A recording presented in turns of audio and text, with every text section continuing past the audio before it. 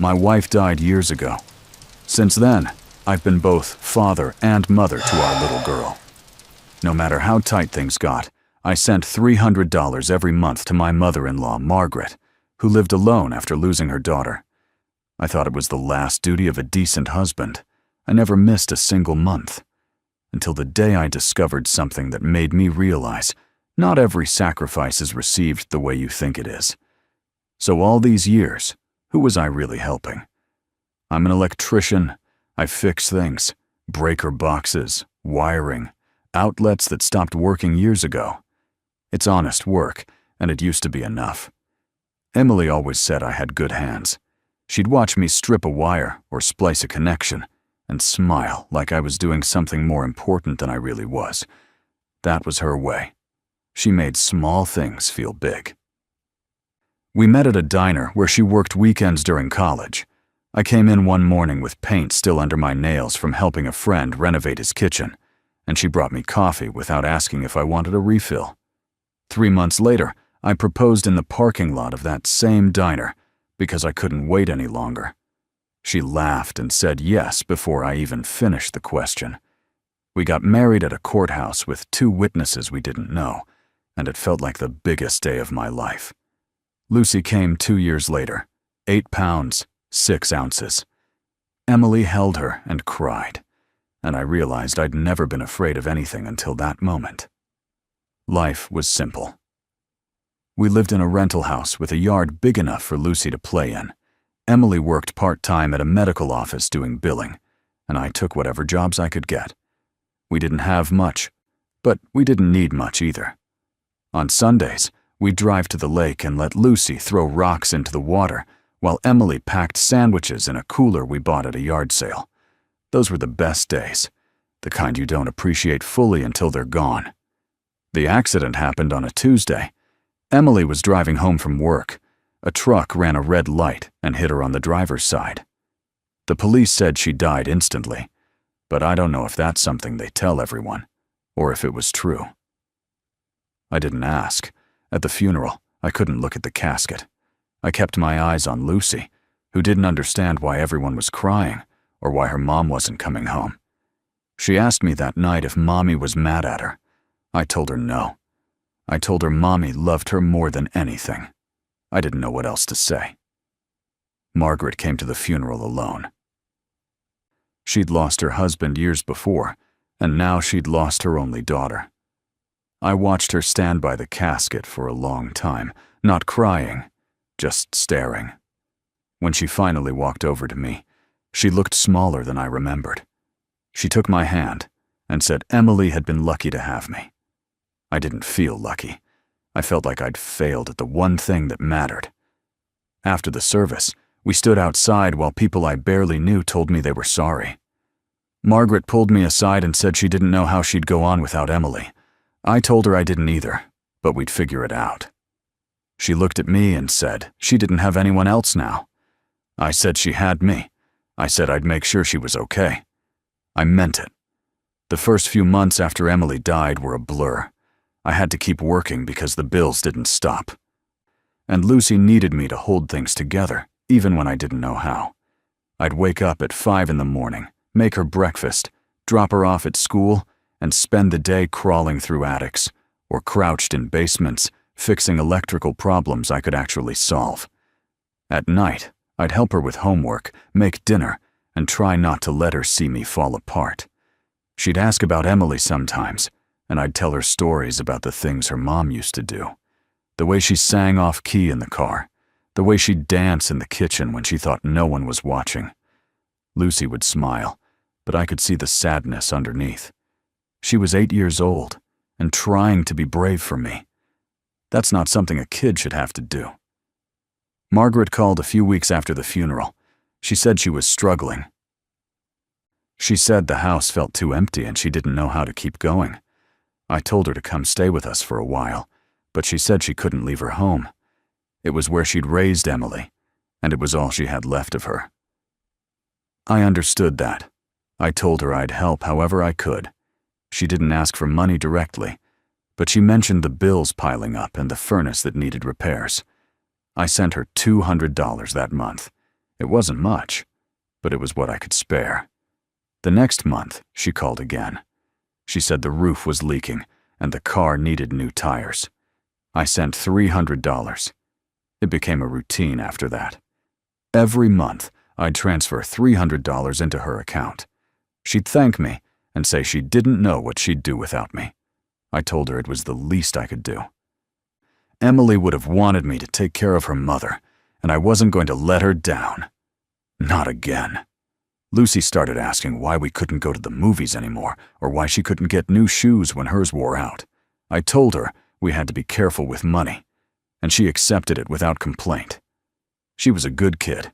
Too good. She'd wear the same jacket all winter, even though it was too small, and she never asked for anything beyond what she needed. I'd see other kids at her school with new backpacks or toys, and I'd feel the weight of everything I couldn't give her.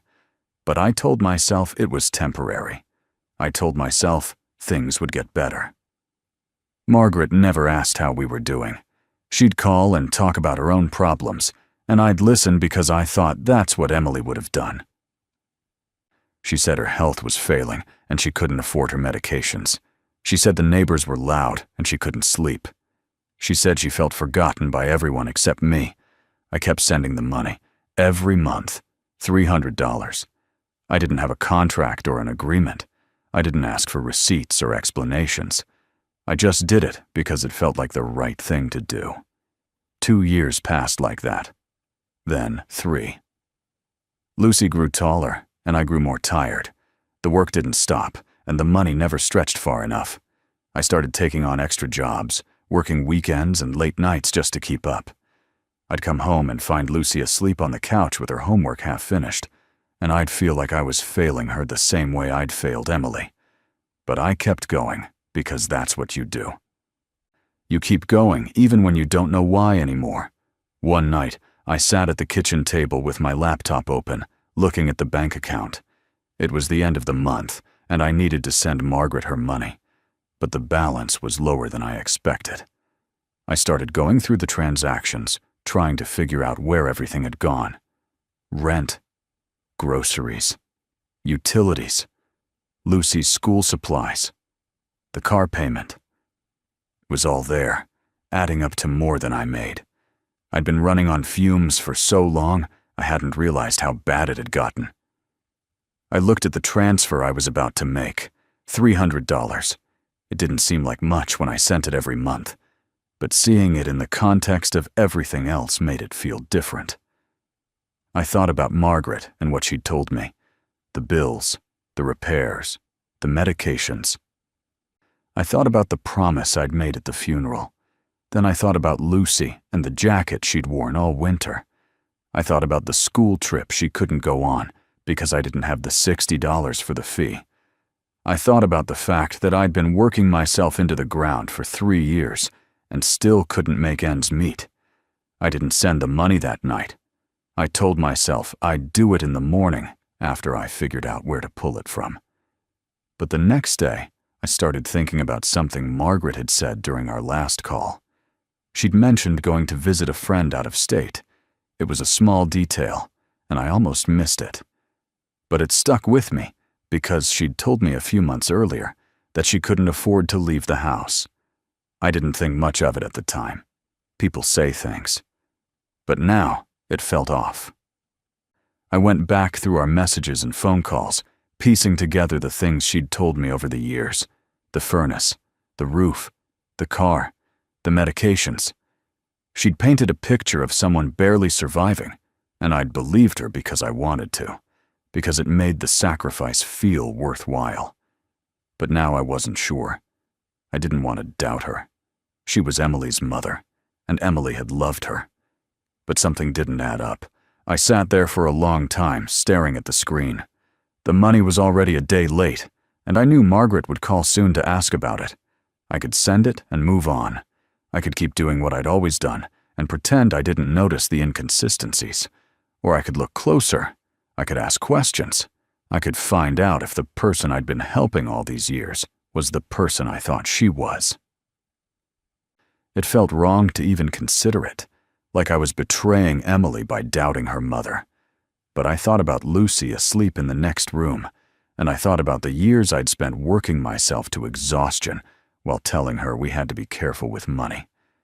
I thought about the promise I'd made at the funeral, and I wondered if keeping that promise meant sacrificing everything else. I didn't know the answer, but I knew I couldn't keep going the way I had been. Something had to change. I closed the laptop and sat in the dark kitchen, listening to the hum of the refrigerator and the distant sound of traffic outside. I thought about Emily and what she would have wanted. I thought about Margaret and the $300 I sent every month. And I thought about the question I'd been avoiding for 3 years. Who was I really helping? Margaret called 2 days later. I was in the middle of replacing a circuit breaker at a commercial building when my phone buzzed. I almost didn't answer, but I knew she'd keep calling until I did. I stepped outside into the cold and pressed the phone to my ear. She asked if everything was all right because she hadn't received the money yet.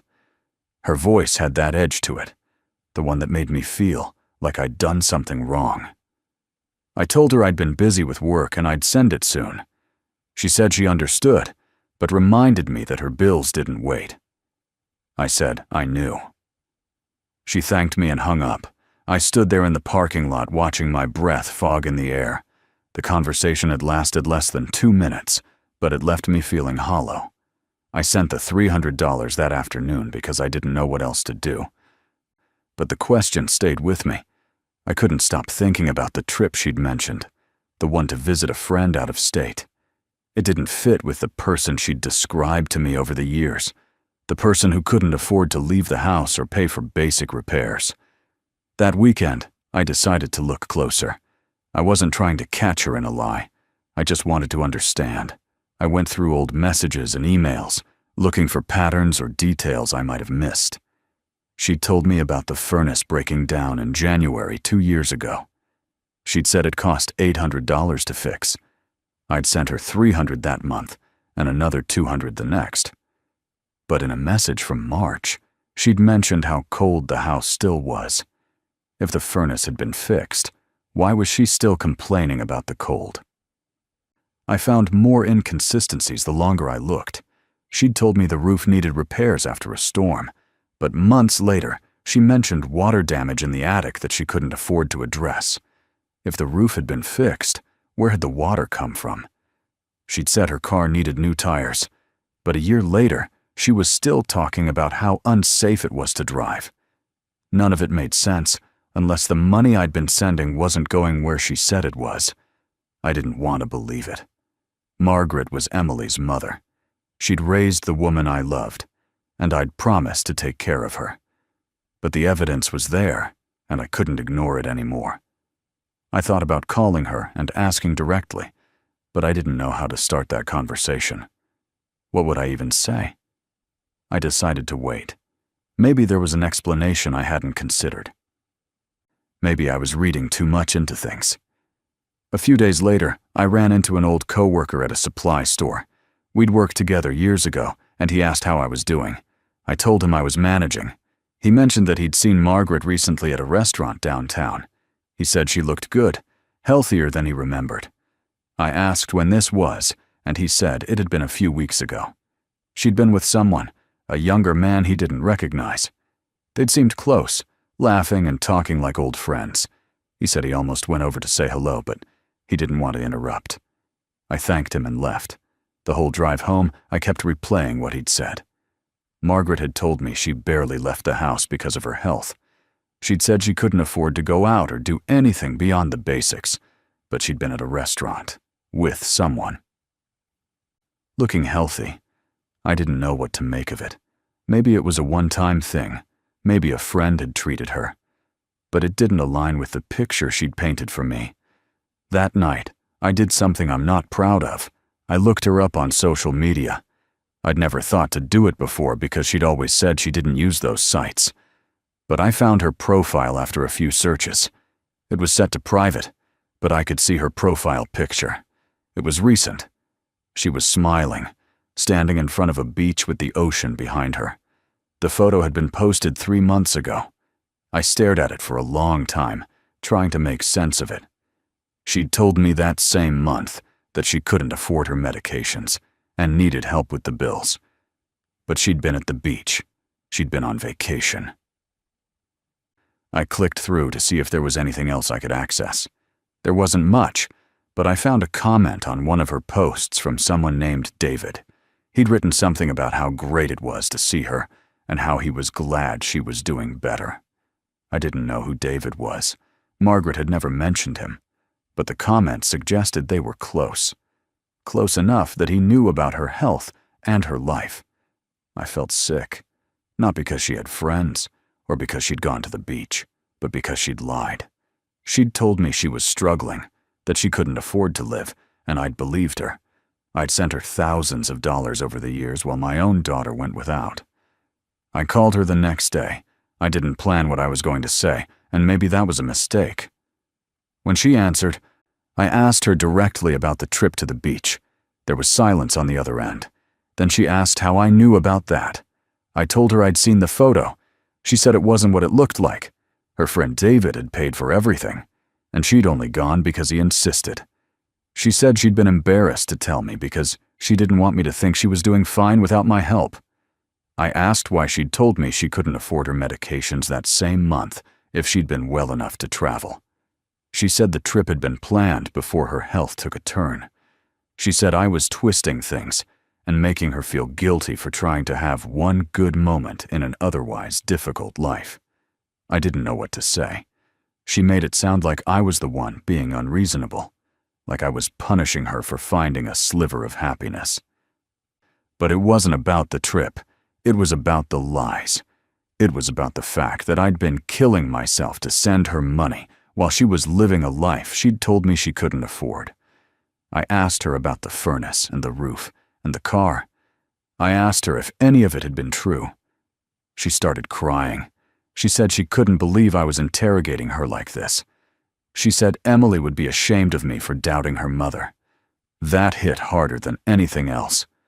I told her I wasn't trying to hurt her, but I needed to understand. She said there was nothing to understand. She said if I didn't trust her, then maybe I shouldn't send the money anymore. Then she hung up. I sat there with the phone in my hand, feeling like I'd just made a terrible mistake. Maybe I had. Maybe I'd misread everything. Maybe there were explanations I hadn't considered, but the doubt was there now, and I couldn't shake it. I thought about calling her back and apologizing, but I didn't. Instead, I went to pick up Lucy from school. She was waiting outside with a group of other kids, and when she saw me, she ran over and hugged me like she always did. She told me about a project she was working on in class, something about the solar system. She was excited, talking fast and smiling. I realized I hadn't seen her smile like that in a long time. On the way home, she asked if we could stop for ice cream. I almost said no out of habit. We didn't have the money for things like that. But then I thought about the $300 I'd sent Margaret that month. I thought about the beach photo and the restaurant and the lies. I pulled into the parking lot of a small shop near our house and told Lucy to pick whatever she wanted. She looked at me like I'd just given her the world. She ordered a double scoop of chocolate chip, and we sat outside on a bench even though it was cold. She talked about school and her friends and a book she was reading. I listened and tried not to think about anything else. That night, I couldn't sleep. I kept going over the conversation with Margaret, replaying every word. She'd made me feel guilty for asking questions, and part of me wondered if she was right. Maybe I was being unfair. Maybe I was looking for problems that didn't exist. But then I thought about the money. $300 a month for 3 years.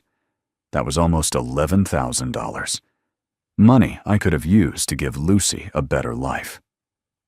$10,000 that could have paid for school trips and new clothes, and the things she needed, but never asked for. I felt angry, not just at Margaret, but at myself. I'd been so focused on keeping a promise to a dead woman that I'd forgotten about the living one sleeping in the next room. The next morning, I decided to dig deeper. I didn't want to, but I had to know. I called a mutual friend of Emily's, someone who'd stayed in touch with Margaret over the years. I asked her casually if she'd heard from Margaret recently. She said she had. They'd talked a few weeks ago, and Margaret had mentioned she was doing well.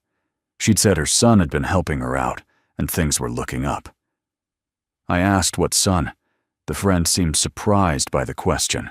She said Margaret's son, David, the one who lived a few hours away. I thanked her and hung up. Margaret had never told me she had a son who could help her. In all the years I'd known her, she'd never mentioned him taking care of her.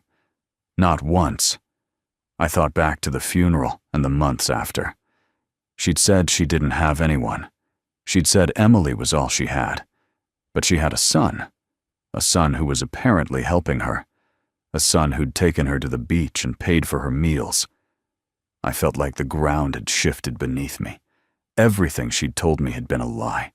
Not just a small lie or a misunderstanding, but a deliberate deception. She'd let me believe she was alone and struggling while her son took care of her.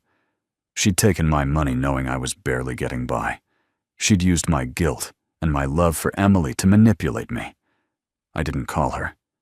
I didn't know what I'd say if I did. Instead, I sat down and calculated how much I'd sent her over the years. It came to $10,800. Almost $11,000. That was more than I made in 4 months. That was a year of Lucy's school expenses. That was a car repair or a down payment on a better place to live. That was everything I'd sacrificed, and it had been for nothing. Margaret didn't need my help. She'd never needed it. She just wanted it, and I'd been too broken and too desperate to keep Emily's memory alive to see it. Lucy came home from school that afternoon and found me sitting at the kitchen table with papers spread out in front of me. She asked if everything was okay. I told her it was. She looked at me like she didn't believe me, but she didn't push. She just sat down next to me and started her homework. I watched her work, her pencil moving across the page, her brow furrowed in concentration. She was so much like Emily, the same determination, the same quiet strength, and I'd been failing her. I'd been so focused on honoring Emily's memory that I'd forgotten what Emily would have actually wanted. She would have wanted me to take care of our daughter. She would have wanted Lucy to have everything she needed. She wouldn't have wanted me to sacrifice our future for a lie. That night, I made a decision. I wasn't going to send Margaret any more money. I didn't know how she'd react, and I didn't care. I was done. I was done lying to myself about what was right. I was done letting guilt control my life. I was done putting someone else's needs above my daughter's.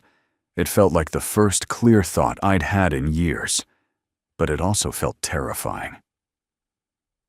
Because I knew what would come next. Margaret would call. She'd demand an explanation. She'd guilt me and manipulate me and try to make me feel like I was abandoning her. And part of me was afraid I'd give in. Part of me was afraid I'd go back to the way things were, because it was easier than standing my ground. I looked at Lucy sleeping in her room, her face peaceful in the dim light from the hallway.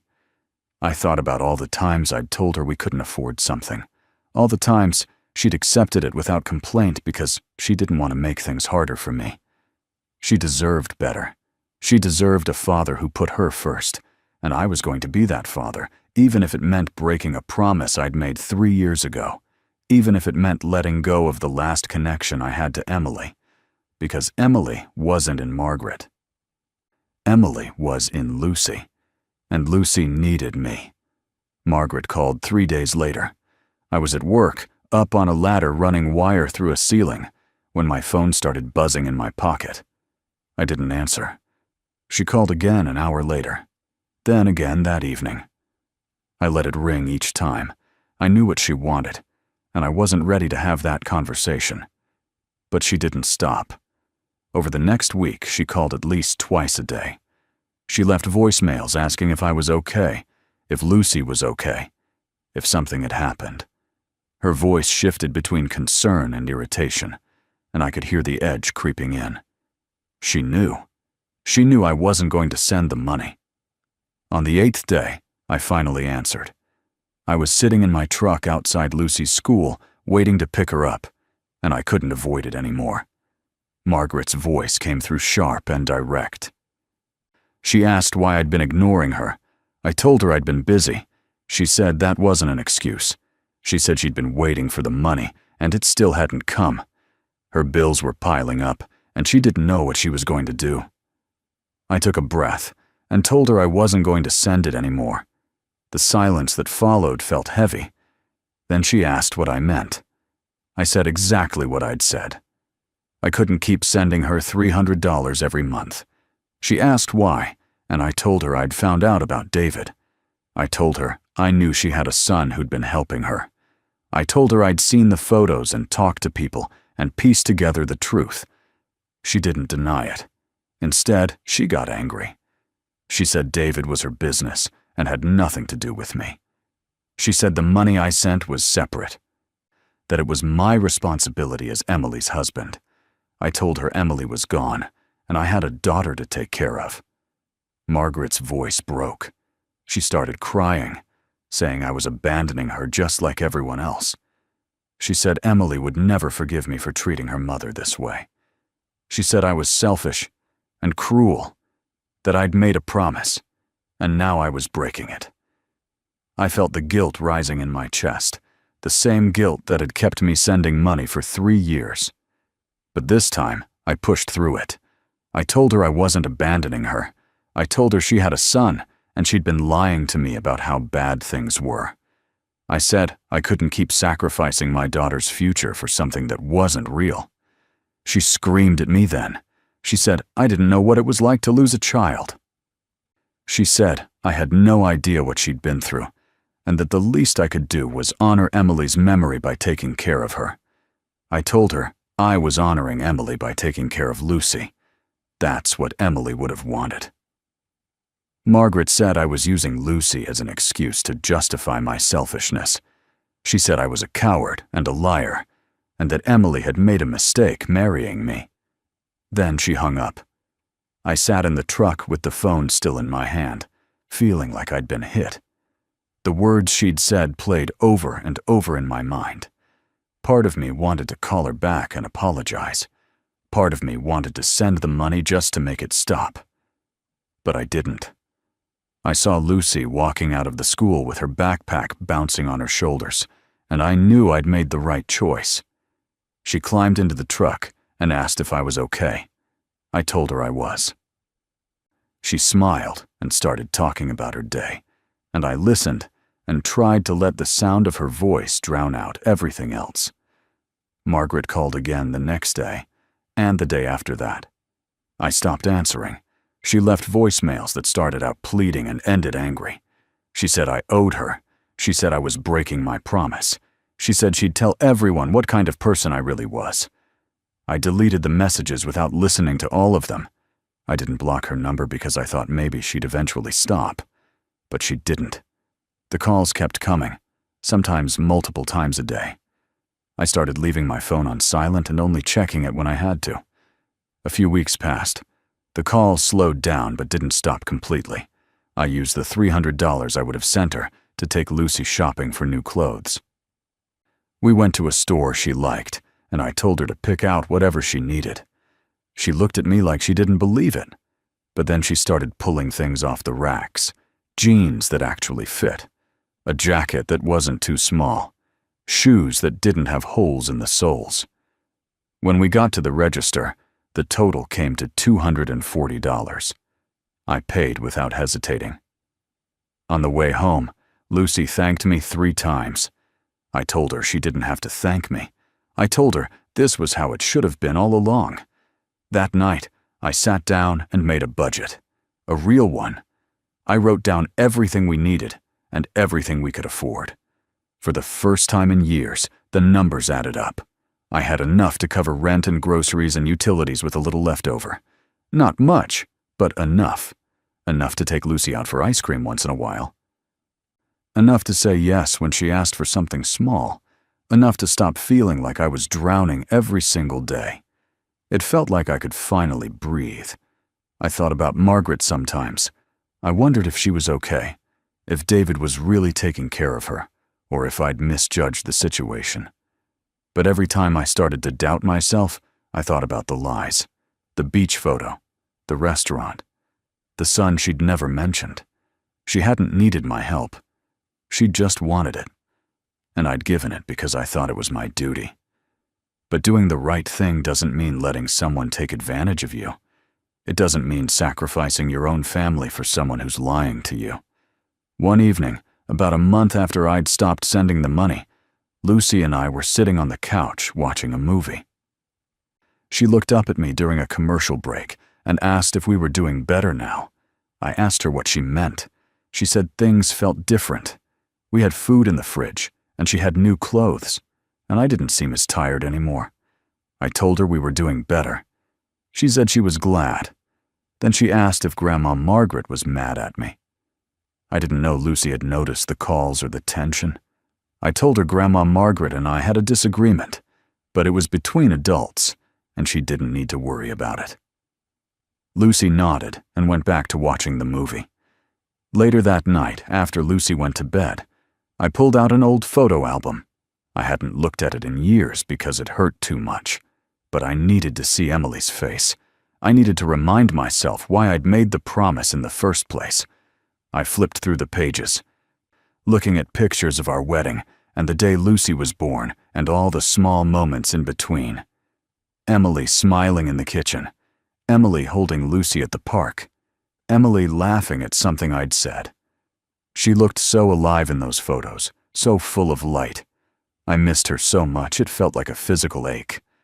I stopped on a picture of the three of us together. Lucy was maybe 2 years old, sitting between us on a blanket at the lake. Emily had her arm around me, and we were both looking at Lucy, who was holding a dandelion and grinning. It was one of those perfect moments you don't realize is perfect until it's gone. I stared at the photo for a long time, and I thought about what Emily would say if she were here. I thought about whether she'd be angry with me for stopping the payments to her mother, and I realized she wouldn't be. Emily had always put Lucy first. She would have wanted me to do the same. I closed the album and put it back on the shelf. I didn't need to keep punishing myself for a promise I'd made when I was drowning in grief. I'd done my best.